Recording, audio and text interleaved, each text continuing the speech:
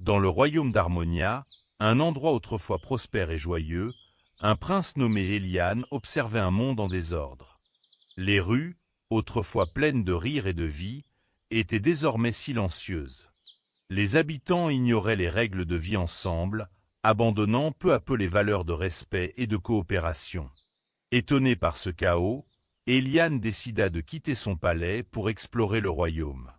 Lors de ses promenades, il découvrit des scènes troublantes. Des disputes éclataient entre voisins pour des broutilles, les marchés étaient en désordre et la nature souffrait de négligence. Au cours de son périple, il croisa une vieille sage. « Pourquoi ce royaume est-il ainsi » demanda-t-il, désespéré. Elle répondit doucement, « Des règles oubliées mènent à la discorde. Les humains ont besoin de structure pour vivre harmonieusement. » Intrigué, Éliane se mit à réfléchir sur ces règles fondamentales, des valeurs comme l'honnêteté, la solidarité et le partage. Fort de cette compréhension, le prince retourna dans sa ville avec une détermination renouvelée. Il organisa une assemblée où il parla avec passion des anciennes traditions de leur royaume, expliquant l'importance des règles pour le bien-être de chacun. Sans ces règles, nous ne sommes que des ombres de ce que nous pouvions être, déclara-t-il. Les habitants, touchés par ces paroles, réalisèrent quant à eux que la coopération était essentielle. Pour raviver ces valeurs, Éliane lança des initiatives communautaires comme des fêtes pour célébrer le partage, des marchés bien organisés où chacun respectait les autres, et des cercles de discussion pour résoudre les conflits. Jour après jour, Harmonia renaissait sous les efforts du prince et de ses citoyens. Chacun redécouvrait la beauté de travailler ensemble, et bientôt, les rires résonnèrent à nouveau dans les rues. Le prince Éliane, humble et déterminé, avait réussi à restaurer le respect et l'harmonie dans son royaume. Il comprit alors que c'était dans la coopération et le respect des règles que résidait la véritable force d'Harmonia. Les citoyens apprirent que leur prospérité dépendait de leur engagement à vivre ensemble, plutôt que chacun pour soi. Ainsi, le royaume se transforma en un exemple éclatant de communauté unie, où les anciennes règles, bien que revêtues d'une nouvelle lumière, guidèrent chaque cœur vers un avenir meilleur. Dans un petit village, une jeune fille nommée Lila était connue pour son imagination débordante. Un jour, alors qu'elle jouait près d'un grand arbre, elle découvrit une porte secrète qui menait à un monde étrange et merveilleux. Curieuse, Lila poussa la porte et se retrouva dans le nuage des idées volantes. Ce nuage était rempli de lumières colorées et de petites créatures joyeuses qui dansaient parmi les idées éparpillées. Mais Lila remarqua que beaucoup de ces idées s'envolaient dans les airs, juste au moment où elle essayait de les attraper. Intriguée, elle interrogea une créature nommée Sketch, qui avait la forme d'un stylo géant. « Pourquoi les idées s'envolent-elles » demanda Lila. Sketch Surat Treatment. Elles volent si on ne les écrit pas ou ne les dessine pas. Une idée perdue ne revient jamais. Sais-tu qu'écrire, dessiner et partager tes pensées est essentiel pour garder l'esprit créatif en vie ? Lila s'assit et commença à écrire toutes les idées qui lui venaient à l'esprit. Au fur et à mesure qu'elle remplissait son carnet de croquis et de notes, les idées restaient accrochées, et elle vit d'autres enfants autour d'elle faisant de même. Ensemble, ils relevèrent des défis pour créer les plus belles inventions. Une série d'épreuves les invita à imaginer des solutions à des problèmes simples. Comment aider les animaux de leur village ou améliorer les jeux dans le parc. Chaque fois qu'ils proposaient une idée, ils prenaient le temps de l'écrire et de la partager avec le groupe. À travers ces défis, Lila comprit que chaque grande invention, comme la lumière électrique ou les avions, avait commencé par des petites idées, des pensées d'enfants comme elle.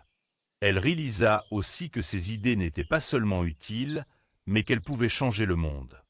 Finalement, Lila et ses amis décidèrent de quitter le nuage des idées volantes, mais pas avant d'engager une promesse. Ils continueraient à écrire et à partager leurs idées pour qu'elles ne volent plus jamais et pour inspirer d'autres enfants au-delà de leur village. Lila rentra chez elle, le cœur léger et le carnet rempli, prête à partager avec le monde la magie de ses pensées et l'importance de ne jamais laisser une idée s'envoler. Un jour ensoleillé, Emma et Lucas, deux amis inséparables, décidèrent d'explorer une montagne mystérieuse qu'ils avaient aperçue au loin. On l'appelait la montagne des mots magiques. On racontait que cette montagne possédait un pouvoir incroyable. Chaque mot gentil prononcé faisait surgir des forces magiques qui aidaient les aventuriers dans leur quête. En grimpant, ils remarquèrent des panneaux en pierre gravés de mots comme « merci »,« s'il te plaît » et « désolé ». Intrigués, ils comprirent rapidement que ces mots n'étaient pas seulement de simples formules de politesse, mais des clés qui leur permettraient de progresser. Au fur et à mesure qu'ils montaient, ils rencontrèrent des défis. Un ruisseau furieux bloquait leur passage. Emma se souvint alors d'utiliser un mot gentil. Elle s'écria « S'il te plaît, ruisseau, laisse-nous passer ». À cet instant, le ruisseau se calma et un chemin s'ouvrit devant eux. Plus haut, ils trouvèrent un vieux sage qui gardait un pont. Pour traverser, ils devaient lui prouver leur respect. Lucas, gêné, s'approcha et dit « Merci pour votre protection, sage. » Nous Suhaterians passer. Le sage sourit et leur fit signe de continuer, reconnaissant leur politesse. Cependant, au moment où ils atteignirent le sommet, ils oublièrent de dire « Désolé » après avoir accidentellement dérangé un groupe d'oiseaux magiques. Soudain, un vent puissant se leva, les faisant vaciller. Ils comprirent alors que la politesse était essentielle. Ensemble, ils crièrent « Nous sommes désolés ». Immédiatement, le vent se calma et les oiseaux retournèrent à leur place. Finalement, au sommet de la montagne, Emma et Lucas trouvèrent un trésor scintillant, un livre des mots magiques rempli d'expressions bienveillantes. En l'ouvrant, ils réalisèrent que la vraie magie venait des mots et du respect qu'ils transmettent. De retour chez eux, ils promirent de toujours utiliser ces mots dans leur vie quotidienne, renforçant les liens et répandant la gentillesse autour d'eux. Ainsi, leur aventure leur enseigna une leçon précieuse. La politesse et le respect sont des clés puissantes pour ouvrir toutes les portes de la vie. Il était une fois, dans un village entouré de forêts luxuriantes et de rivières scintillantes, un groupe d'enfants aventuriers, Léo, Clara, Malik et Sarah. Leur rêve était de gravir la montagne des défis, une montagne enchantée qui, selon la légende, révélait les plus grandes leçons de la vie à ceux qui parvenaient à atteindre son sommet. Un matin, ils se levèrent tôt, déterminés à commencer leur ascension.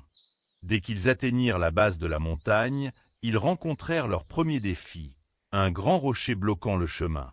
Apercevant que personne ne pouvait le déplacer seul, Clara suggéra d'y réfléchir ensemble. Ils décidèrent d'utiliser leur patience. Au lieu de se précipiter, ils s'assirent et analysèrent la situation.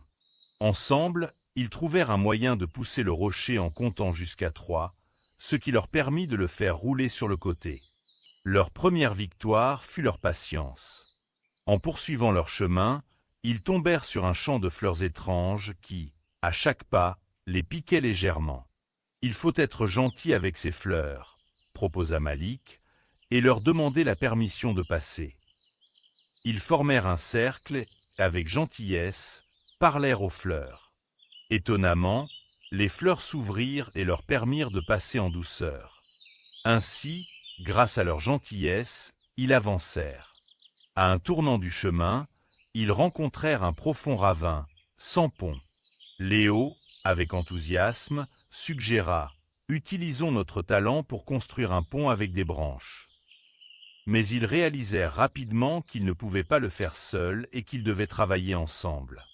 Chacun prit sa part. Malik rassembla les branches, Clara maintenait la structure et Sarah apportait des idées. Ensemble, leur collaboration permit de créer un pont solide et de traverser le ravin. Enfin, après une longue journée de marche, ils arrivèrent devant la dernière épreuve, une tempête de neige soudaine. Ils étaient épuisés et apeurés, mais Sarah, la plus persévérante, les encouragea à continuer. « Si nous restons unis et avançons lentement, nous y arriverons. » Ils avancèrent pas à pas, se soutenant les uns les autres par des mots d'encouragement, jusqu'à ce que la tempête se calme et qu'ils atteignent finalement le sommet. Épuisés mais heureux, Ils découvrirent un panorama à couper le souffle et leur cœur rempli de fierté.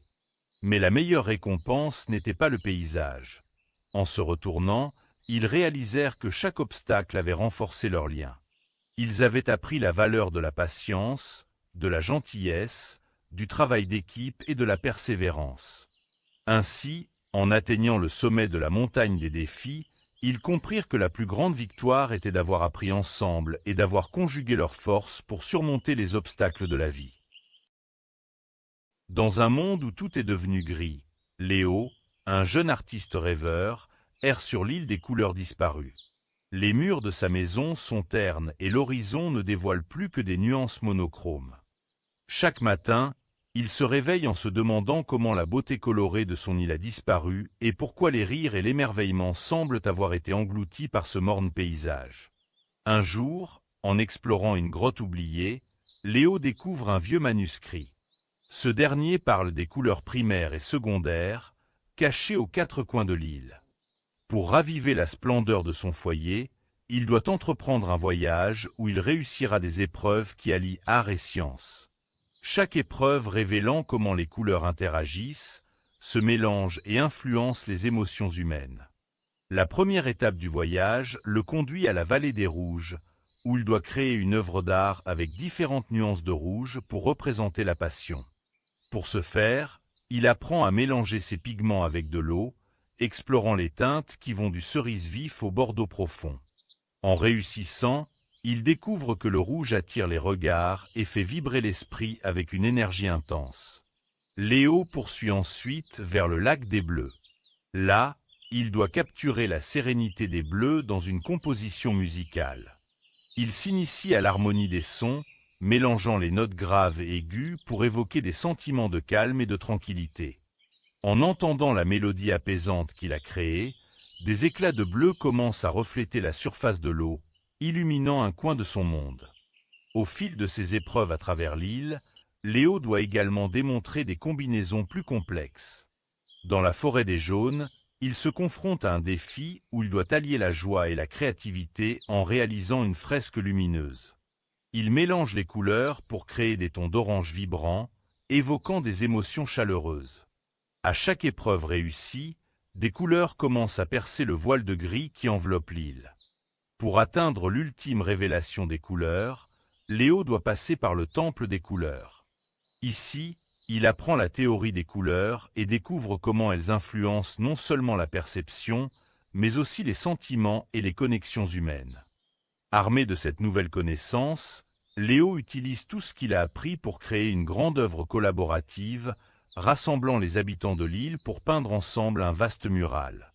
Finalement, le mélange des couleurs créées par chacun, nourri par les émotions d'unité et de créativité, réveille les âmes de l'île. Le gris disparaît et, avec lui, un nouveau monde vibrant de couleurs apparaît. Léo a non seulement redonné vie à son île, mais il a également ravivé la curiosité et l'esprit artistique de chaque habitant. Il comprend alors que les couleurs ne sont pas seulement des pigments, mais aussi des émotions, des sentiments qui, lorsqu'ils sont partagés, tissent des liens inestimables entre les cœurs. L'île des couleurs disparues retrouve ainsi sa gloire d'antan, tout en étant transformée par le voyage de Léo et les leçons qu'il a apprises. Il était une fois, dans une petite ville ensoleillée, un petit robot nommé Robot. Fabriqué en métal brillant et équipé de circuits aux couleurs vives, Robot avait un rêve, devenir un véritable ami pour les enfants. Toutefois, il avait un gros problème, il ne comprenait pas les émotions humaines. Un jour, tandis qu'il explorait le parc, Robot aperçut une petite fille assise seule sur un banc, les larmes aux yeux. Approchant doucement, il lui demanda « Pourquoi es-tu triste ?» La fille leva les yeux, surprise par la gentillesse de ce petit robot. Elle lui expliqua que son chat, son meilleur ami, avait disparu. Pour la réconforter, Robot décida de l'aider à chercher son chat. Ensemble, ils parcoururent le parc, appelant doucement le chat. Au fur et à mesure qu'ils cherchaient, Robot remarqua que lorsque la petite fille souriait, il ressentait une sensation étrange et agréable dans son circuit. C'était comme une petite étincelle de joie. Plus tard dans la journée, Robot croisa un garçon qui frappait le sol de ses poings, visiblement en colère. Robot s'approcha prudemment et lui demanda « Pourquoi es-tu en colère ?» Le garçon lui expliqua qu'il avait perdu un match de foot contre ses amis et que cela le rendait très frustré. Robot se souvint alors de ce qu'il avait appris en cherchant avec la petite fille et dit « Parfois, perdre peut aussi nous apprendre à nous améliorer. » Le garçon, surpris par le conseil du robot, commença à réfléchir. Peu à peu, la colère dans son cœur se calma et il sourit, remerciant Robot pour ses mots réconfortants. Le soir venu, alors que le soleil se couchait, Robot aperçut un autre enfant dans l'ombre d'un arbre. Celui-ci tremblait de peur, tournant en rond, craignant l'obscurité. Robot s'approcha et demanda « Que se passe-t-il ? Pourquoi as-tu peur ?» L'enfant expliqua qu'il avait peur des monstres sous son lit. Robot, avec bienveillance, lui raconta une histoire sur un petit monstre qui ne voulait rien d'autre que des amis. En écoutant l'histoire, l'enfant comprit qu'il n'y avait rien à craindre dans l'obscurité et son anxiété s'estompa. Il remercia Robot avec un sourire, assurant qu'il allait maintenant se coucher sans peur. À la fin de cette journée, Robot rentra chez lui, son cœur métallique rempli d'une nouvelle lumière. Grâce à la petite fille, au garçon en colère et à l'enfant effrayé, il comprit enfin ce que cela signifiait d'avoir un cœur, non pas en termes de mécanisme, mais en termes d'empathie et de soutien. Robot avait appris que les émotions, bien qu'invisibles, étaient une partie essentielle de l'amitié et de la vie. Et c'est ainsi que le petit robot, avec son cœur rempli de compréhension et de bienveillance, devint un ami vraiment spécial pour tous les enfants, prêt à les aider dans leurs moments de joie comme dans leurs instants de tristesse. Max et Sophie étaient deux amis inséparables, toujours à la recherche de nouvelles aventures. Un jour, en jouant dans le grenier de la grand-mère de Max, ils tombèrent sur une vieille carte au trésor. Écrite avec une calligraphie élégante, la carte indiquait que pour trouver le trésor, ils devaient surmonter une série de défis qui les aideraient à vaincre leur peur. Le premier défi se trouvait près d'une rivière, où un pont étroit oscillait au-dessus des eaux tourbillonnantes. Max, qui avait toujours eu peur des hauteurs, hésita. Mais en regardant Sophie, qui lui souriait avec encouragement, il prit une grande respiration et commença à traverser. Chaque pas était un défi, mais au fur et à mesure qu'il avançait, il se sentit de plus en plus confiant. Sophie le rejoignit bientôt, l'accompagnant avec des mots d'encouragement. Une fois de l'autre côté, ils trouvèrent la première clé attachée à un arbre, symbolisant leur courage. Le deuxième défi les mena à un auditorium où une audience les attendait. Max, peu à l'aise à l'idée de parler en public, sentit son cœur battre la chamade. Mais Sophie, toujours prête, lui chuchota qu'il pouvait le faire. En se tenant côte à côte, ils se présentèrent ensemble, partageant une histoire drôle qu'ils avaient vécue. À la fin de leur présentation, l'auditoire applaudit, et ils découvrirent une deuxième clé dans le public, témoignant de leur confiance nouveau en eux-mêmes. Le dernier défi les mena à une petite pièce sombre, où une araignée inoffensive s'était installée. Sophie pouvait sentir la peur de Max grandir, mais elle s'y souvent d'un fait elevate apris. Les araignées jouent un rôle important dans la nature. Elle proposa à Max d'apprendre quelque chose de nouveau en s'approchant de l'araignée. Ensemble, ils s'étonnèrent de sa beauté et de son rôle dans l'écosystème. En surmontant cette peur, ils trouvèrent la troisième clé cachée derrière un livre sur les araignées. Armés des trois clés, Max et Sophie se rendirent au coffre magique. Lorsqu'ils l'ouvrirent, ils trouvèrent un miroir enchanté. En se regardant, ils réalisèrent que le véritable trésor n'était pas l'objet en lui-même, mais le courage et la confiance qu'ils avaient développés en surmontant leur peur. À partir de ce jour, ils furent confiants qu'ensemble, ils pouvaient affronter n'importe quel défi de la vie. Lina était une petite fille pleine d'énergie, mais elle avait une aversion inexplicable pour les légumes. Pour elle, un plat de carottes ou des épinards évoquait l'ennui, et rien ne pouvait la convaincre du contraire. Un jour, alors qu'elle se promenait dans les bois, elle trébucha sur une vieille porte en bois, dissimulée par la verdure. Curieuse, elle l'ouvrit et découvrit un jardin caché, rempli de légumes aux couleurs éclatantes et aux formes étranges qui scintillaient sous la lumière. En s'aventurant dans ce jardin enchanté, elle rencontra un petit ruisseau où des carottes dansaient et des épinards chantaient. Intriguée, Lina s'approcha d'une carotte dorée qui lui murmura « Mange-moi, et tu découvriras ce dont tu es capable. » Hésitante, mais fascinée, elle croqua dans la carotte. À cet instant, elle sentit une énergie incroyable l'envahir, et la terre sous ses pieds sembla soudain se dérober. Avant qu'elle ne puisse comprendre, elle courait plus vite que le vent, zigzagant entre les fleurs et les arbres, riant aux éclats. Après avoir pris le temps de savourer sa vitesse, Lina repéra des épinards aux feuilles brillantes. En les goûtant, elle sentit sa force croître instantanément. Elle pouvait maintenant soulever des caisses de légumes comme si elles n'étaient que des plumes. Elle était émerveillée par ses pouvoirs, mais plus encore par l'idée que des légumes pouvaient lui offrir tant d'énergie et de vitalité. Au fil de sa découverte, Lina rencontra d'autres légumes magiques. Des tomates qui lui donnaient la capacité de voir dans le noir, et des haricots verts qui lui permettaient de sauter très haut. Chaque bouchée lui offrait une nouvelle compétence, mais plus important encore, elle commença à comprendre l'importance d'une alimentation saine et équilibrée. La journée s'acheva, et Lina, enrichie par ses aventures et par ses nouvelles connaissances, s'engagea à ne plus voir les légumes avec dédain. Elle réalisa qu'avec chaque potager, il y avait bien plus qu'une simple plante. Il y avait une source de santé et de force. À partir de ce jour, elle promit de partager les merveilles du jardin avec ses amis et sa famille, leur montrant que les légumes pouvaient être très savoureux, surtout quand ils sont mangés avec un cœur ouvert. Lina se dirigea vers la sortie du jardin enchanté, le sourire aux lèvres, prête à débuter une nouvelle aventure pleine de goût, de couleurs et de bien-être. Dans un petit village baigné de lumière, Tim, un adolescent passionné par les jeux vidéo et les réseaux sociaux, passait des heures devant son écran. Chaque minute qui s'écoulait était pour lui une occasion de plonger dans des mondes virtuels fascinants, loin des préoccupations du monde réel. Cependant, il ne se rendait pas compte de tout ce qu'il manquait à l'extérieur de sa fenêtre. Un jour, en explorant un vieux grenier, Tim découvrit une horloge poussiéreuse ornée de motifs étranges.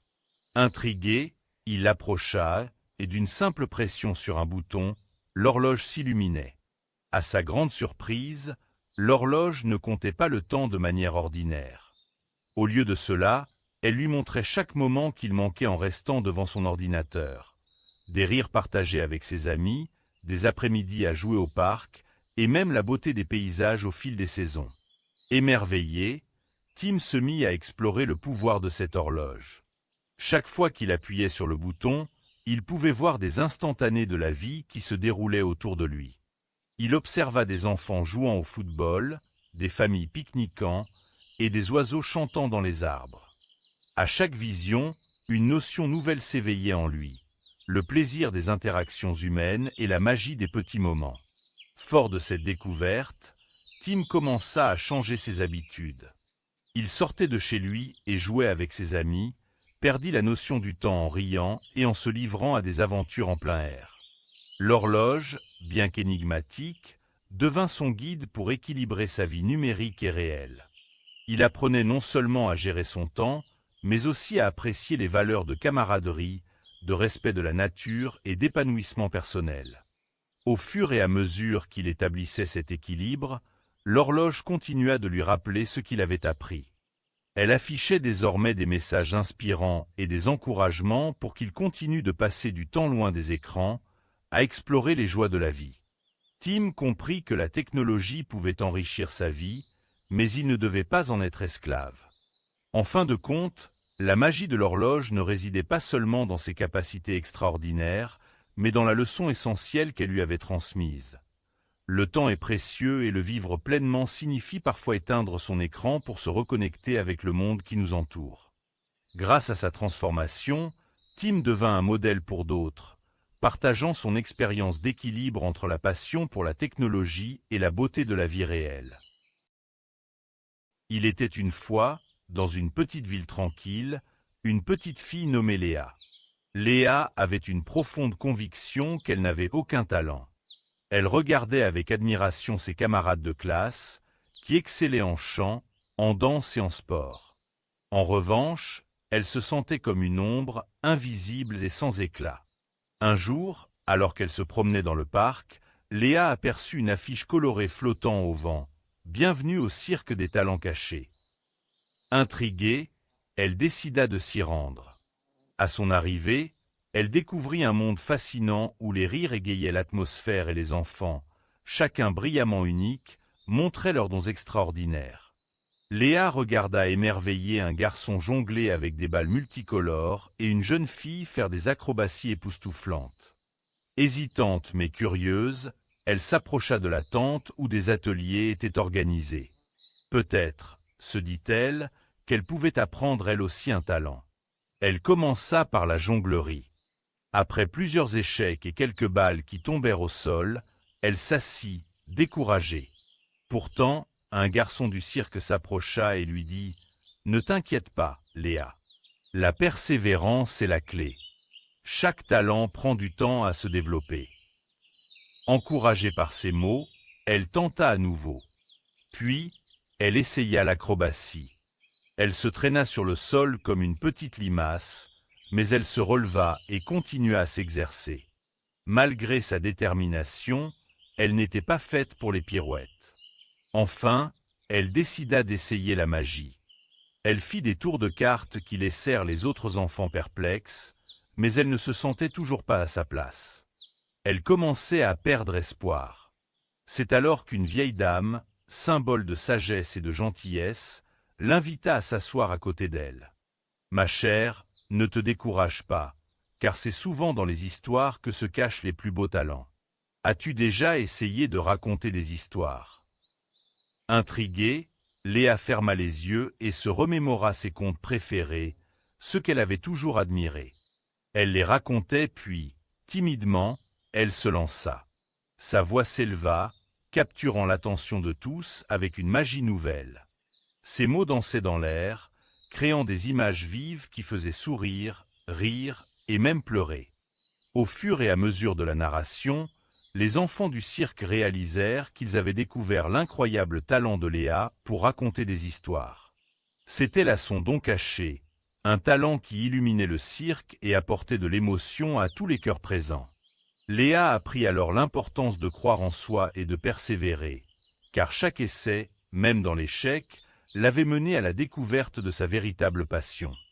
Elle devint l'histoire vivante du cirque des talents cachés.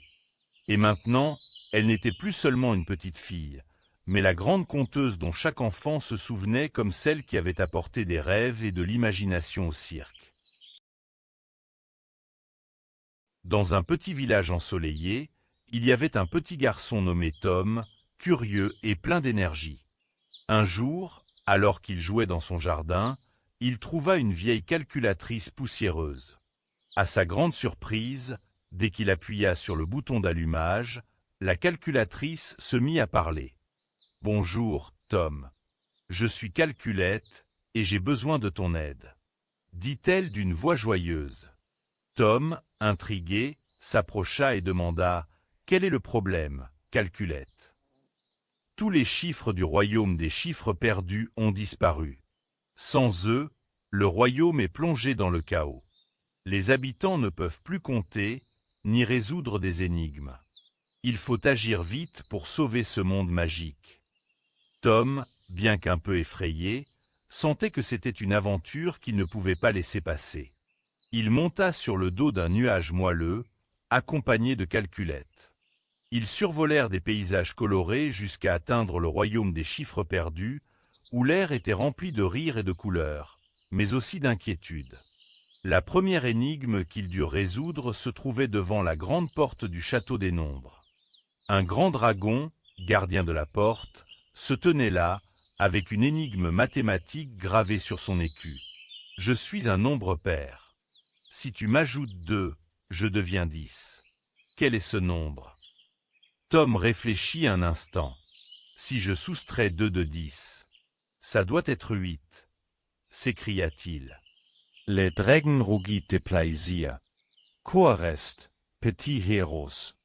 Te où estigne de passa? Et la porte s'ouvrit dans un grand fracas. À l'intérieur du château, ils trouvèrent plusieurs autres chiffres en détresse, demandant de l'aide. À chaque fois, Tom et Calculette résolvaient des énigmes mathématiques, des additions dans des jardins fleuris et des soustractions défiant la gravité, tout en s'amusant énormément. À mesure que Tom résolvait chaque énigme, plus de chiffres revenaient dans le monde. Le plus beau moment fut lorsqu'il réussit à rassembler les derniers nombres perdus en résolvant une énigme complexe de multiplication, en partageant des astuces avec Calculette. Une fois que l'on sait compter, on peut tout résoudre ensemble. Finalement, après une journée pleine de rires et de découvertes, tous les chiffres étaient rassemblés et le royaume des chiffres perdus était sauvé. Les habitants célébrèrent avec des feux d'artifice de nombres colorés dans le ciel. Avant de quitter le royaume, le roi des nombres remercia Tom et Calculette. « Grâce à toi, nous avons appris que l'apprentissage, la persévérance et la logique sont les véritables clés d'un monde harmonieux. N'oublie jamais que chaque problème, aussi grand soit-il, peut être résolu si tu y mets ta détermination. » Tom rentra chez lui, le cœur léger et le sourire aux lèvres, sachant que cette aventure et ses nombreux enseignements le suivraient toujours. De retour dans son jardin, il regarda la vieille calculatrice et lui dit « Merci, Calculette, pour cette incroyable expérience. » Et à partir de ce jour, chaque fois qu'il voulait apprendre ou résoudre un problème mathématique, il savait qu'il avait une amie précieuse à ses côtés. Dans un petit village, Arthur découvrit un jour une porte cachée dans la vieille bibliothèque de son école. Intrigué, il poussa la porte et tomba nez à nez avec la bibliothèque des livres oubliés. Cette bibliothèque mystérieuse était remplie de livres poussiéreux, mais en observant de plus près, il remarqua que chaque livre avait l'air triste, comme s'ils pleuraient leur propre disparition. Arthur lut un panneau accroché au mur en bois usé. Astérisque, chaque livre ici est une histoire que quelqu'un a oubliée. Si personne ne les lit, elles disparaîtront à jamais. Stern. Déterminé à sauver ces histoires, Arthur sortit de la bibliothèque et commença à en parler à ses amis. Il leur raconta comment chaque livre contenait des mondes enchantés, des leçons de vie et des aventures incroyables. Imaginez découvrir des dragons, des océans magiques, ou même voyager dans le temps, s'exclama-t-il. Les enfants, curieux de nature, furent peu à peu convaincus. Ils décidèrent de se retrouver chaque semaine pour lire ensemble dans la bibliothèque cachée. Chaque enfant choisit un livre et ils s'asseyaient en cercle, partageant des récits d'amitié, de courage et d'aventure. Au fur et à mesure que les enfants lisaient, les livres commençaient à briller d'une lueur chaleureuse, comme s'ils reprenaient vie.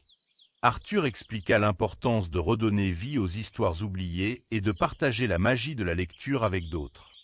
Les rires résonnaient dans la bibliothèque et les histoires oubliées reprenaient écho dans le cœur des enfants. Non seulement aos aideant a sauver les livres, mais ils apprenaient également à aimer la lecture et à être curieux du monde que les entourait. Au fil des semaines, ils organisèrent des journées de lecture avec d'autres enfants du village, partageant l'expérience et la beauté de chaque histoire. La bibliothèque ne fut plus jamais silencieuse, et les livres oubliés purent raconter à nouveau leurs contes merveilleuses. Arthur comprit alors que chaque livre était un trésor, prêt à être découvert. Grâce à cette aventure, il avait non seulement préservé des histoires, mais il avait aussi réussi à montrer à ses amis le pouvoir et la joie que la lecture pouvait apporter. Ainsi, Arthur et ses amis continuèrent leur mission, convaincus que chaque livre mérite d'être lu et que chaque lecture est une nouvelle aventure à partager. Il était une fois un chiot nommé Rex, dont l'énergie débordante le rendait inoubliable. Rex adorait jouer, mais il avait un gros défaut, il était extrêmement impatient. Dès qu'il voyait ses amis, il voulait être le premier à jouer, souvent les bousculant et leur mettant la pression. Un jour, pendant une belle après-midi ensoleillée, Rex se mit à jouer au parc avec ses amis, un groupe de chiens joyeux. Mais lorsqu'il s'agissait de choisir un jeu, Rex ne pouvait pas attendre son tour. Il s'élançait toujours en premier, ce qui lui valut quelques grognements de la part des autres.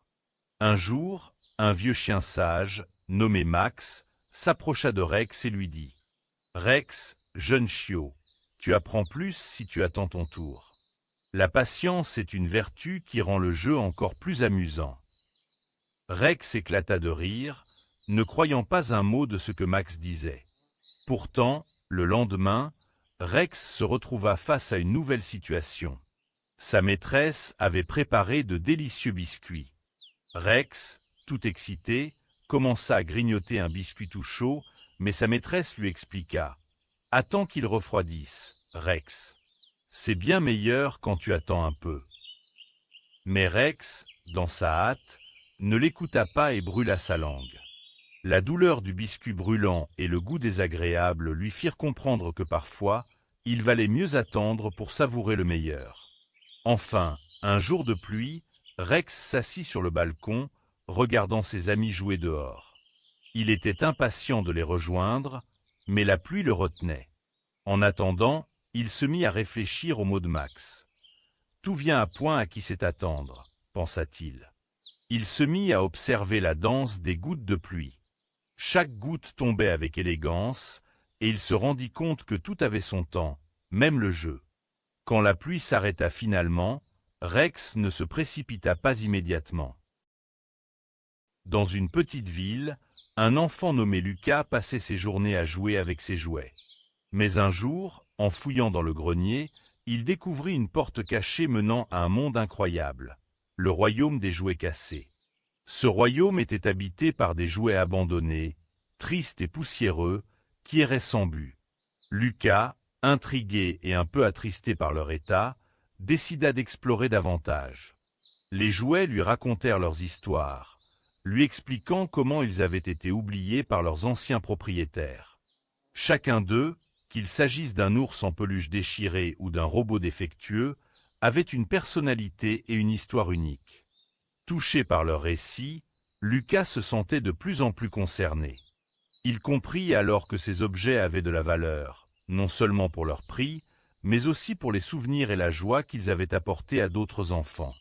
Au fil des jours passés dans ce royaume, Lucas apprit à réparer et à prendre soin de ses nouveaux amis. Avec un peu de fil, d'outils et beaucoup d'amour, il redonnit vie à des jouets qui avaient perdu tout espoir. Emma, la poupée aux cheveux en désordre, retrouva ses boucles dorées.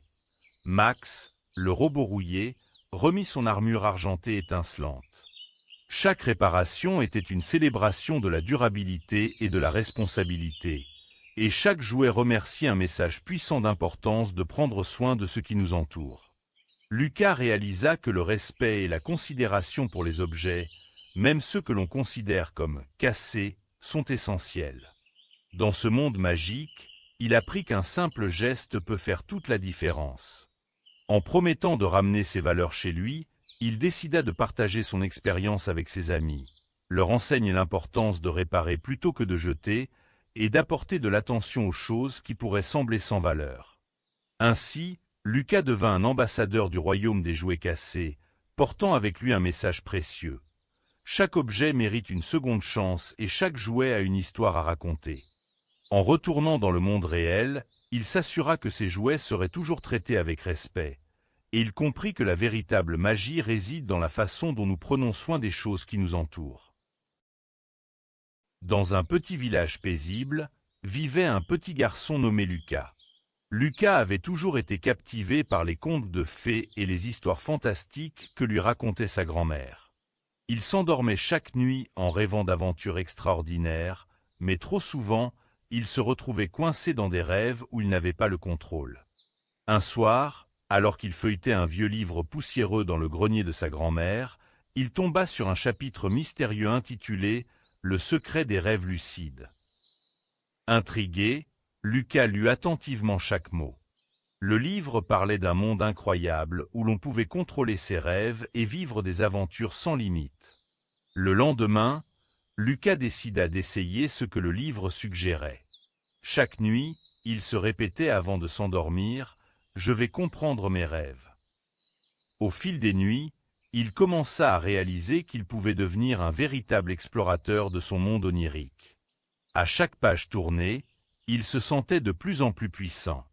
Un soir, alors qu'il se trouvait au sommet d'une montagne scintillante dans son rêve, il rencontra un guide mystérieux, un homme vêtu d'une robe argentée et les yeux brillants de sagesse. « Je suis le gardien des rêves », dit-il avec un sourire bienveillant. « Je vais t'aider à maîtriser ton imagination. » Le gardien apprit à Lucas des techniques de concentration et de visualisation. Ensemble, ils s'entraînèrent à surmonter les peurs qui hantaient le petit garçon, celles de l'obscurité, des monstres souterrains et de l'échec.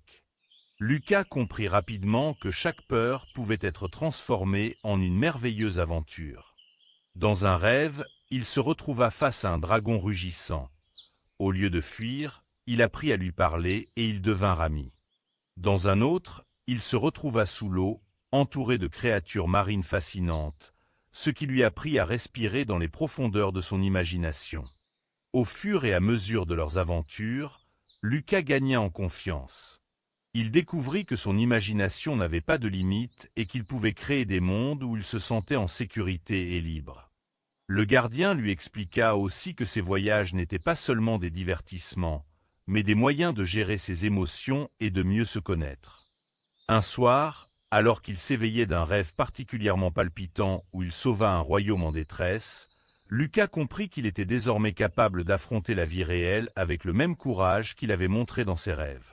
Fort de cette expérience, il se coucha ce jour-là avec la volonté de partager ses découvertes avec d'autres enfants de son village. Ainsi, Lucas devint non seulement un maître des rêves lucides, mais aussi un guide pour ses amis. Ensemble, ils apprirent à explorer leurs propres mondes intérieurs, à survivre à leurs peurs et à ne jamais cesser d'imaginer. Et, chaque nuit, sous le ciel étoilé, les rêves des petits explorateurs résonnaient, remplis de magie et de promesses infinies. Astérisque astérisque titre, La boîte des émotions de Nina astérisque astérisque. Il était une fois une petite fille nommée Nina qui vivait dans un petit village avec son grand-père, un homme sage et attentif. Un jour, alors qu'elle explorait le grenier, Nina découvrit une boîte ancienne, ornée de couleurs vives et de symboles mystérieux. En l'ouvrant, elle réalisa que cette boîte magique contenait toutes ses émotions, la joie, la tristesse, la colère et la peur. Au début, Nina était ravie. Elle pensait pouvoir contrôler ses émotions en les enfermer dans la boîte. Mais un jour, alors qu'elle était particulièrement triste après une dispute avec son ami, la boîte déborda.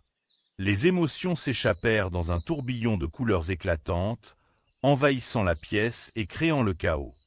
Les éclats de joie faisaient rire Nina, tandis que des vagues de tristesse l'entouraient. Incapable de gérer cette explosion d'émotions, Nina se tourna vers son grand-père, qui l'observait avec une tendresse bienveillante. Il l'encouragea à lui parler de ce qu'elle ressentait. « N'aie pas peur, Nina, dit-il. Les émotions ne sont pas là pour te déranger, elles sont là pour être comprises. » À ses côtés, Nina commença à nommer ses émotions. Loin d'être un simple déversement de couleurs, chacune d'elles lui racontait une histoire. La joie lui rappelait les moments heureux avec ses amis, la colère, l'injustice qu'elle avait ressentie, et la tristesse, un manque qu'elle devait reconnaître. Avec patience, son grand-père l'aida à exprimer chaque émotion. « Quand tu es triste, il est important d'en parler. Tu peux aussi dessiner ou écrire pour libérer cette tristesse, suggéra-t-il. Alors, elle prit un carnet et commença à esquisser ses ressentis.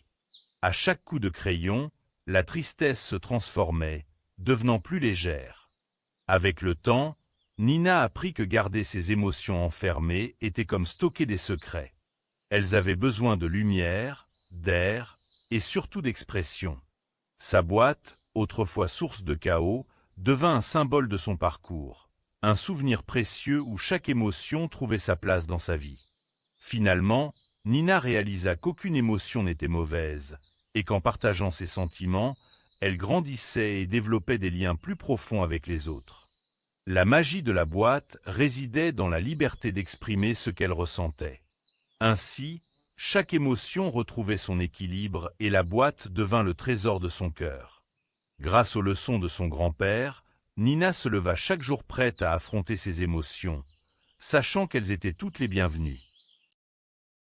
Il était une fois un jeune garçon nommé Lucas qui s'était aventuré trop loin de chez lui en explorant la forêt près de sa maison. Alors qu'il réalisait qu'il était perdu, il s'assit sous un grand chêne, inquiet et un peu triste. Mais la forêt était pleine de surprises.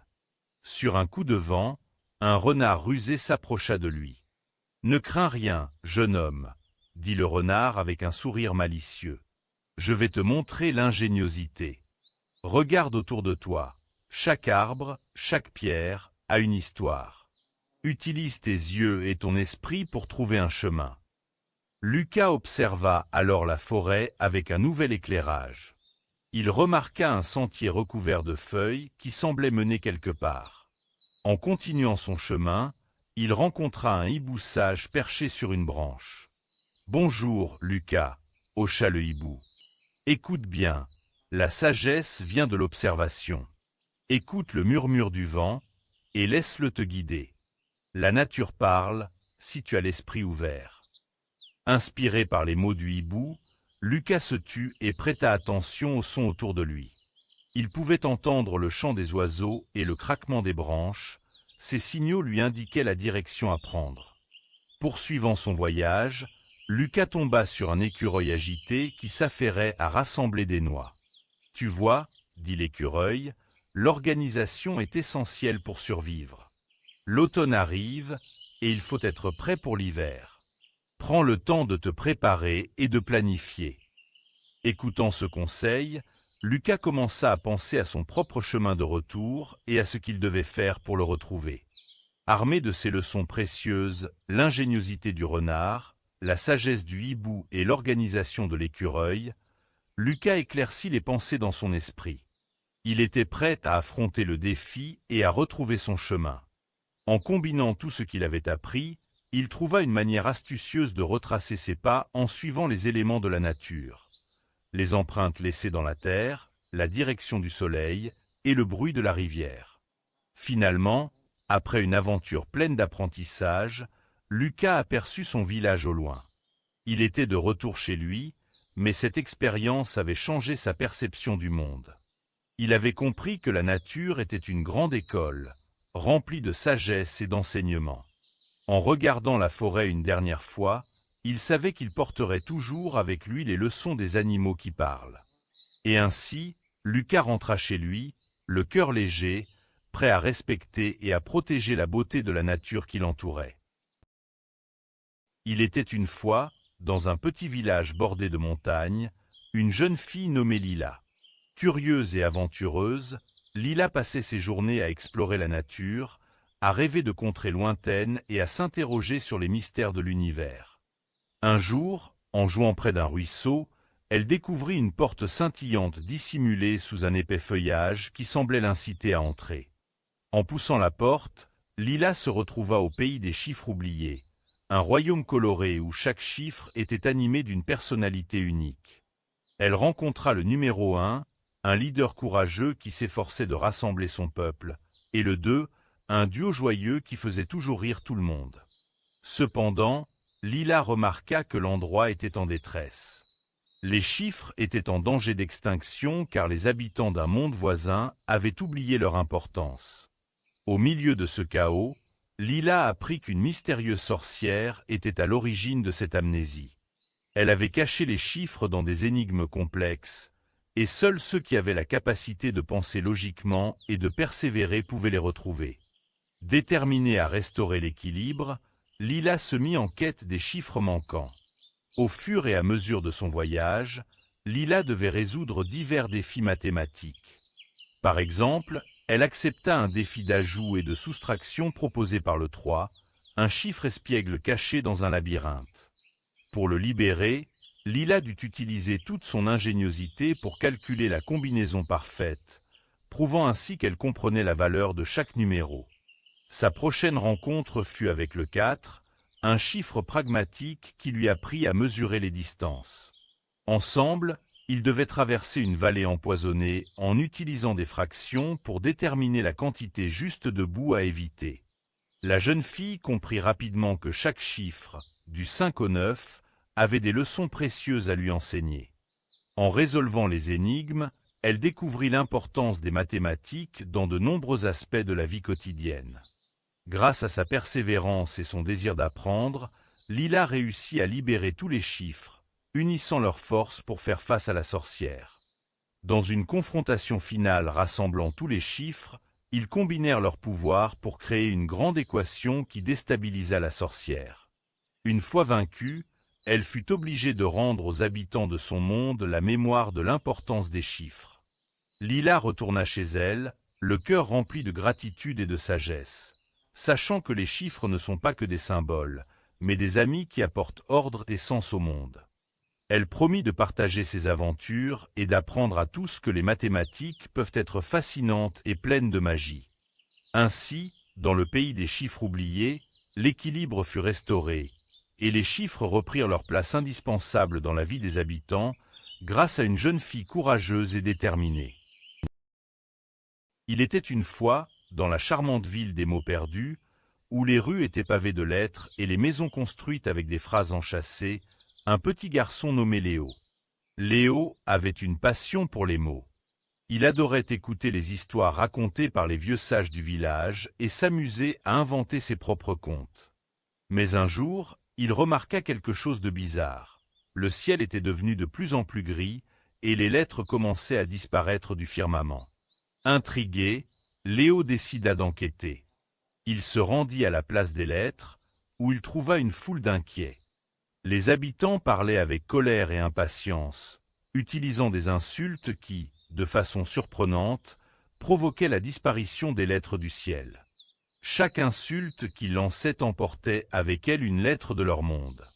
Léo comprit alors que leur mauvaise utilisation du langage était la cause de cette catastrophe. Si cela continuait, les mots eux-mêmes s'évanouiraient. Dans un coin du marché, Léo croisa un étrange personnage, un dictionnaire vivant, nommé Lexi. Lexi, avec ses grandes lunettes et son vocabulaire flamboyant, expliqua à Léo que le monde était en péril. Chaque insulte ou mot oublié diminue le ciel des mots, dit Lexi. Il nous faut rétablir la magie des mots, et cela commence par l'apprentissage et la politesse. Ensemble, ils commencèrent leur quête pour sauver la ville.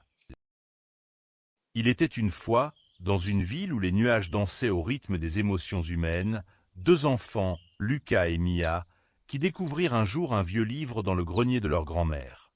Ce livre avait des pages usées et semblait murmurer des secrets oubliés. En l'ouvrant, ils furent enveloppés par une lumière éclatante et se retrouvèrent dans un labyrinthe mystique, connu sous le nom de labyrinthe des émotions. Dès qu'ils posèrent le pied dans ce royaume étrange, chaque couloir qu'ils empruntaient représentait une émotion différente. Le premier chemin qu'ils croisèrent, teinté de couleur rouge vif, les mena à une immense porte étiquetée « Colère ». Au-delà de la porte, ils rencontrèrent un dragon rugissant, symbolisant la colère refoulée de Lucas. « J'ai tellement de raisons d'être en colère !» s'exclama-t-il. Mais Mia, avec douceur, lui murmura « Peut-être devrions-nous comprendre pourquoi nous ressentons cela. » Lucas, inspiré par les mots de sa sœur, ferma les yeux et exprima sa frustration.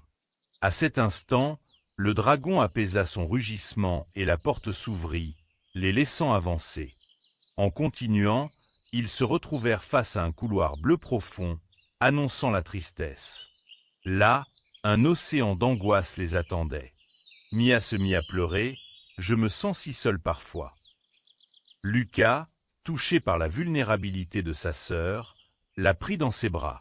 « Nous sommes ensemble et je suis là pour toi. » En partageant leur peine, les eaux sombres se calmèrent et un passage secret se dévoila. En avançant, ils arrivèrent à une lumière dorée, une voix représentant la joie. Des rires résonnaient et des bulles de bonheur flottaient autour d'eux. Ils réalisèrent combien il était important d'accueillir les éclats de joie dans leur vie. Ensemble, ils dansèrent, exprimant leur bonheur à travers des rires et des sourires. À leur grande surprise, le labyrinthe commença à s'éclaircir. À chaque émotion explorée, la peur, la surprise et l'amour, Lucas et Mia apprirent à affronter et à exprimer leurs sentiments avec honnêteté.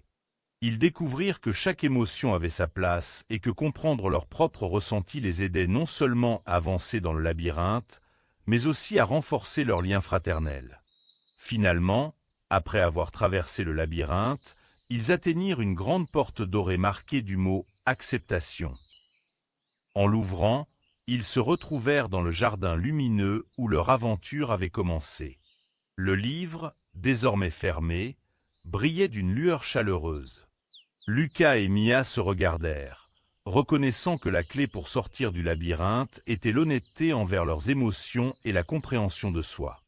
Ils se promirent de toujours partager leurs sentiments et d'apprendre à naviguer ensemble dans le labyrinthe de la vie, en utilisant l'intelligence émotionnelle comme boussole.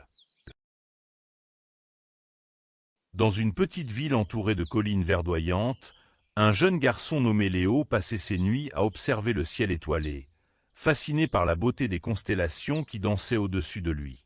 Cependant, un jour, il remarqua avec tristesse que les étoiles commençaient à s'éteindre, l'une après l'autre, plongeant son monde dans l'obscurité. Il était une fois un petit chaton nommé Mimi. Mimi était le chaton le plus mignon du quartier, mais il était aussi très égoïste. Il avait plein de jouets colorés, des balles en peluche et même une souris en tissu qu'il adorait. Tous les autres animaux du jardin regardaient Mimi avec envie, mais il refusait de partager quoi que ce soit. Il gardait jalousement ses trésors pour lui tout seul, pensant que l'amitié n'était pas nécessaire. Un matin, alors que Mimi jouait sous un arbre, il entendit un faible gazouillement.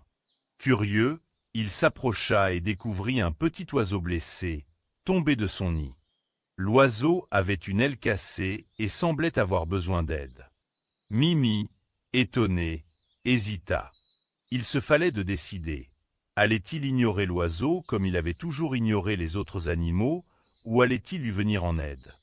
Après quelques instants de réflexion, Mimi se souvint de son propre bonheur, celui qu'il ressentait en jouant avec ses jouets. Peut-être que partager ce bonheur pourrait soulager l'oiseau. Il s'approcha timidement et lui dit « Tu peux rester ici si tu as besoin d'un abri. Je vais te trouver un peu de nourriture. » À cette promesse, le petit oiseau leva les yeux, plein d'espoir. Mimi se mit alors à fouiller dans sa réserve de croquettes et de friandises. Il était réticent au départ, mais en voyant l'oiseau sourire, un sentiment chaleureux commença à naître dans son cœur. Patiemment, Mimi partagea une partie de sa nourriture avec l'oiseau. Les jours passèrent, et l'oiseau se remit petit à petit de sa blessure sous le regard protecteur de Mimi. Chaque jour, Mimi réalisait la joie d'offrir, de rire et de jouer ensemble. L'oiseau, qu'il avait nommé Pipo, lui racontait ses aventures dans le ciel, et Mimi partageait avec lui des histoires sur ses jouets et ses jeux. Ensemble, ils formaient une belle équipe. Finalement, l'aile de Pipo guérit, et il était temps pour lui de retrouver sa liberté. Le jour de son envol, Mimi se sentit un peu triste, mais il savait que leur amitié ne serait jamais oubliée. Il avait découvert la beauté du partage et de la solidarité. Mimi avait appris qu'avoir des amis et partager sa vie apportait une bien plus grande joie que de garder tout pour soi. Désormais, le chaton égoïste était devenu un ami chaleureux et généreux, prêt à partager non seulement ses jouets mais aussi son cœur. Et à chaque fois qu'il voyait un oiseau passer dans le ciel, il se rappelait des moments précieux passés avec Pipo. Et c'est ainsi que Mimi, le chaton qui avait appris à partager, continua à vivre entouré d'amis, avec un grand sourire sur le visage. Il était une fois un garçon nommé Lucas, qui rêvait chaque jour d'aventures extraordinaires. Un soir, alors qu'il feuilletait un vieux livre poussiéreux dans le grenier, il découvrit un billet de train scintillant. Sur celui-ci était inscrit « Bienvenue à bord du train des rêves. Départ, imagination, destination, créativité. » Intrigué, Lucas se rendit à la gare, où un train éclatant de couleurs l'attendait. Le chef de gare, un homme aux cheveux argentés, lui fit un clin d'œil et l'invita à monter. À peine installé dans le wagon, le train s'ébranla et emporta Lucas dans un tourbillon magique. Le premier arrêt fut le village des idées. Là, Lucas rencontra des créatures étranges qui façonnaient des sculptures à partir de bulles de savon. Elles lui apprirent que chaque idée, même la plus simple, pouvait mener à une œuvre magnifique, à condition de prendre le temps de la nourrir. Lucas se mit alors à dessiner, découvrant l'importance de chaque trait qu'il traçait. Au deuxième arrêt, la forêt des mots l'accueillit. Des arbres parlants chantaient des poèmes et racontaient des histoires. Un vieux sage lui expliqua que les mots avaient le pouvoir de transformer les pensées en réalité. Lucas se souvint alors des histoires qu'il voulait écrire et commença à griffonner des récits de ses propres aventures. Le train poursuivit sa route vers le lac des rêves, où Lucas rencontra des sirènes qui tissaient des rêves en fil d'argent. Elles lui révélèrent que ce qui rendait les rêves précieux était la croyance en leur existence. Lucas, émerveillé, promit de toujours croire en ce qu'il souhaitait atteindre, peu importe les obstacles. Mais alors que le train s'éloignait de la beauté du lac, Lucas commença à ressentir une légère inquiétude. Les paysages devenaient flous et le bruit du train se faisait lointain. Il comprit alors que si son imagination s'éteignait, le train pourrait disparaître comme un rêve au réveil. Résolu à ne pas laisser cela arriver, Lucas ferma les yeux et imagina un monde encore plus merveilleux. Un monde où les idées, les mots et les rêves s'entremêlaient, créant des couleurs et des formes parmi les étoiles. À mesure qu'il imaginait, le train reprit des couleurs, illuminé par la puissance de sa créativité. Enfin, le train regagna sa station, et Lucas, le cœur rempli de nouvelles leçons, descendit. Il se promit de toujours nourrir son imagination et de partager ses créations avec le monde. Ainsi, bien qu'il fût rentré chez lui, il savait que chaque jour était une nouvelle occasion d'embarquer dans le train des rêves, tant qu'il croyait fermement en lui-même et en ses rêves.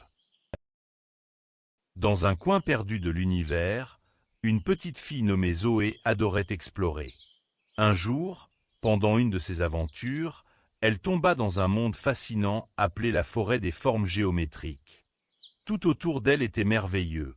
Des arbres carrés, des fleurs en forme de cercle et des rivières qui serpentaient comme des triangles. Cependant, ce bonheur était troublé par un grand désordre. Au centre de la forêt, un carré nommé Samuel était en train de crier « Je veux être un cercle.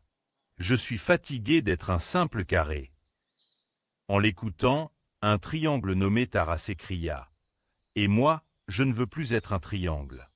Je veux être un rectangle. » créant ainsi une immense confusion parmi les formes. Zoé, perplexe mais courageuse, décida d'intervenir. « Pourquoi voulez-vous changer de forme ?» demanda-t-elle. « Chaque forme a sa propre beauté et sa fonction. » Samuel et Tara, surpris, expliquèrent que parfois, ils se sentaient exclus à cause de leurs différences. Zoé comprit alors que pour restaurer l'équilibre de ce monde, elle devait les aider à apprécier leurs propres caractéristiques. Elle proposa des énigmes mathématiques qui mettaient en valeur l'importance de chaque forme. « Combien d'angles a un carré ?» demanda-t-elle à Samuel. « 4, répondit-il avec fierté. Puis elle se tourna vers Tara. « Et un triangle ?» Tara réfléchit un instant avant de répondre. « 3. À chaque bonne réponse, les formes commençaient à se rendre compte que leur différence était ce qui rendait la forêt si spéciale. Zoé leur expliqua que les mathématiques sont comme elles, variées et belles. Chaque forme a un rôle unique, et ensemble, vous pouvez créer quelque chose de magnifique. Finalement, Samuel accepta d'être un carré, et Tara se réjouit d'être un triangle. Elles remercièrent Zoé pour ses précieuses leçons et promirent d'accueillir les différences plutôt que de les rejeter. À leur retour dans la forêt, un nouvel esprit de camaraderie et de respect régnait. Zoé savait qu'elle avait fait une grande différence, non seulement en rendant l'équilibre, mais en montrant à tous l'importance d'apprendre et de célébrer ce que chaque forme apportait au monde. Dans un petit village où les murs étaient couverts de gris, vivait un enfant nommé Léo. Léo adorait dessiner, mais il ne comprenait pas vraiment les couleurs. Un jour, alors qu'il explorait une vieille maison abandonnée, il découvrit un atelier rempli de pots de peinture éclatants et d'énormes toiles vides. C'est alors qu'il rencontra un peintre magique nommé Maestro, qui avait la capacité de faire danser les couleurs sur ses toiles.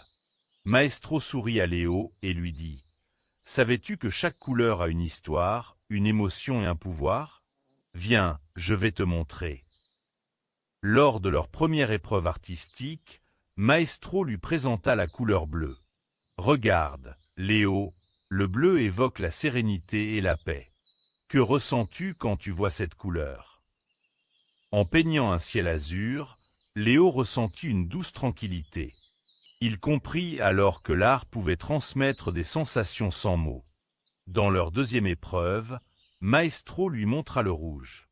Le rouge représente la passion et la colère. Peins quelque chose qui reflète ses émotions. En peignant des éclats de rouge vif, Léo ressentit une montée d'énergie. Il comprit qu'il pouvait utiliser l'art pour exprimer des sentiments intenses. Ensuite, ils explorèrent le jaune, symbolisant la joie. Chaque coup de pinceau ensoleillé apportait un sourire au visage de Léo, et il apprit combien il était important de célébrer les moments heureux de la vie. Maestro lui parla aussi du vert, représentant l'espoir et la croissance. Ensemble, ils créèrent une œuvre montrant un arbre majestueux, symbole de la force et de la résilience. Léo réalisa alors que l'art pouvait également rendre hommage à la nature et à l'avenir. Par le biais d'une série d'épreuves artistiques, Léo découvrit ainsi un arc-en-ciel d'émotions, apprenant à utiliser les couleurs pour communiquer sans dire un mot. À chaque session avec Maestro, il devenait plus confiant dans sa capacité à comprendre et à exprimer ses émotions à travers l'art. Finalement, Léo décida de transformer son village gris en un lieu vibrant de couleurs. Grâce à son apprentissage, il peignit les murs, partageant avec les autres les leçons qu'il avait apprises sur les émotions derrière chaque teinte. Avec le temps, le village devint un véritable tableau vivant, où chacun pouvait exprimer ses sentiments et se connecter les uns aux autres grâce à la magie des couleurs. Léo avait compris que le véritable pouvoir de l'art résidait dans sa capacité à toucher les cœurs et à créer une communauté unie. Et ainsi, grâce à Maestro et à son regard magique sur la couleur, Léo avait non seulement découvert ses propres émotions, mais il avait aussi appris à communiquer avec le monde entier.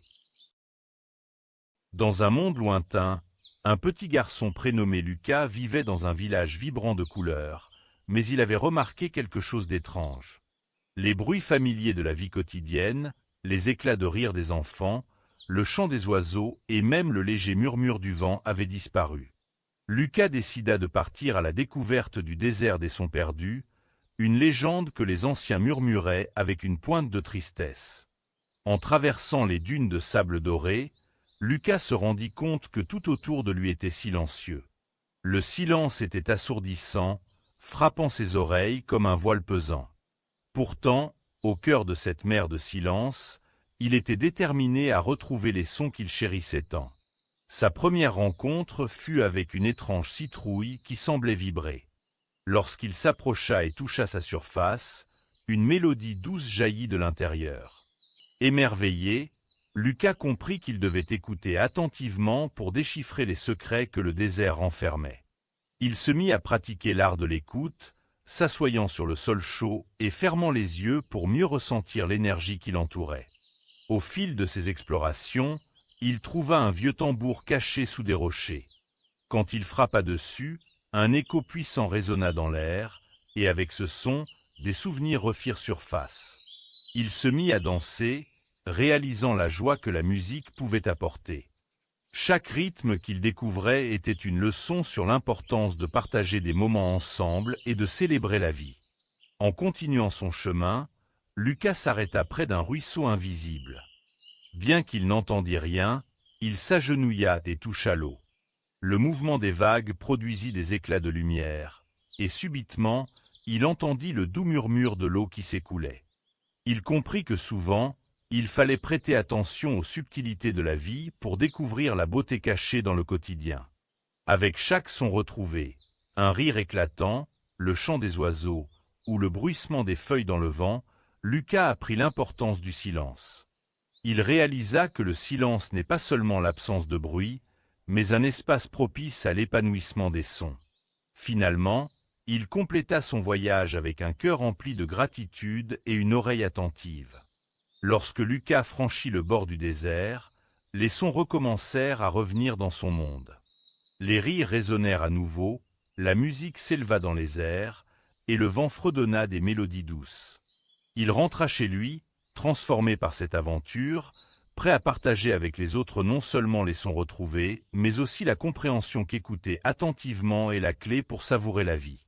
Ainsi, le désert des sons perdus n'était plus un lieu de désolation, mais une terre d'apprentissage, rappelant à tous que chaque bruit a son importance, et que parfois, le silence peut parler plus fort que les mots.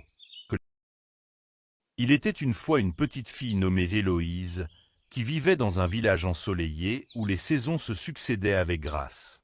Un jour, en explorant un vieux livre poussiéreux dans la bibliothèque de son grand-père, elle tomba sur une légende mystérieuse, celle du marché des saisons oubliées. Intriguée, Héloïse décida de partir à l'aventure pour découvrir ce marché. Lorsqu'elle atteignit la ville décrite dans le livre, elle fut saisie par la froideur et la tristesse qui y régnaient. Le ciel était gris, les arbres nus, et la neige recouvrait tout, sans espoir de changement. Héloïse comprit vite qu'elle était dans un endroit où l'hiver ne s'était jamais arrêté. Inquiète, elle chercha à comprendre pourquoi cette ville était piégée dans cette éternité glaciale. Ses recherches l'amenèrent à rencontrer un vieux sage, qui lui expliqua que les signes du printemps, de l'été et de l'automne avaient été oubliés et négligés par les habitants. La ville avait perdu le sens du cycle naturel des saisons, ce qui avait plongé tout le monde dans une monotonie infinie. Héloïse sut alors qu'il lui revenait de rétablir l'équilibre des saisons. Pour ce faire, elle devait voyager à travers un monde magique où chaque saison était représentée par un domaine unique. D'abord, elle pénétra dans le royaume du printemps, rempli de fleurs éclatantes et de mélodies joyeuses. Là, elle apprit sur la renaissance de la nature, l'importance de la pollinisation et comment les graines, nourries par la pluie et le soleil, pouvaient donner naissance à de nouvelles vies. Puis, elle s'engagea dans le royaume de l'été, un endroit radieux où les champs dorés dansaient sous le vent. Elle découvrit comment la chaleur du soleil permettait aux fruits et légumes de mûrir, apportant vie et abondance à la terre. Elle comprit alors que la chaleur était nécessaire non seulement pour nourrir, mais aussi pour l'interconnexion de tous les êtres vivants. Finalement, Héloïse s'aventura dans le royaume de l'automne, parsemé de feuilles dorées et d'air frais. Ici, elle observa les plantes se préparer pour l'hiver et comprit l'importance de se préparer pour le lendemain. Cela signifierait aussi respecter l'environnement et être en harmonie avec la nature.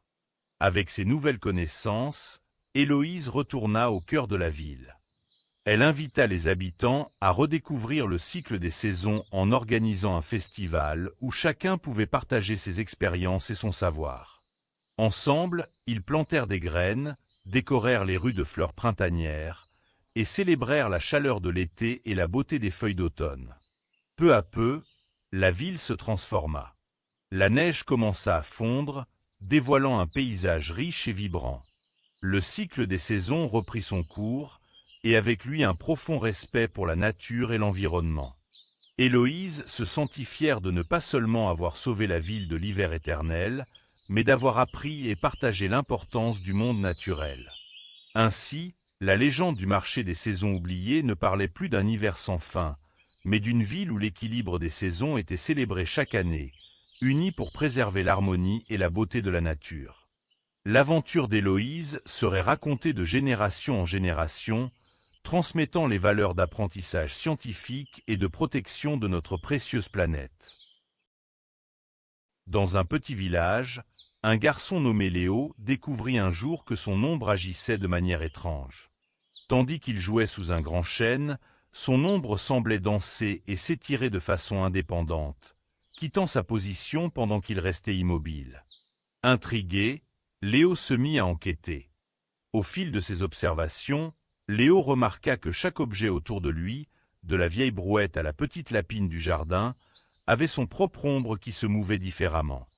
En discutant avec les villageois, il apprit que les ombres racontent des histoires uniques, basées sur la lumière et la perspective. Léo se rendit compte que la lumière, lorsqu'elle frappe un objet, crée une ombre. Il s'amusa à expérimenter avec différentes sources de lumière. Le soleil, une lampe à huile et même une lampe de poche. Il observa comment chaque lumière modifiait la forme et la taille de l'ombre, lui révélant ainsi l'importance de l'angle d'où la lumière provenait. En discutant avec sa grand-mère, Léo découvrit qu'observer les ombres n'était pas seulement un jeu, c'était une façon de comprendre le monde.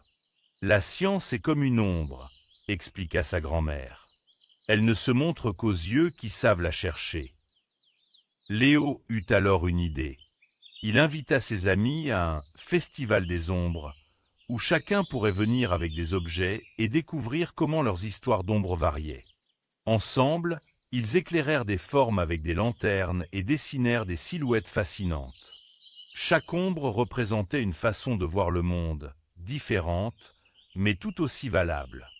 À la fin du festival, Léo réalisa que ce qu'il avait découvert allait bien au-delà des ombres.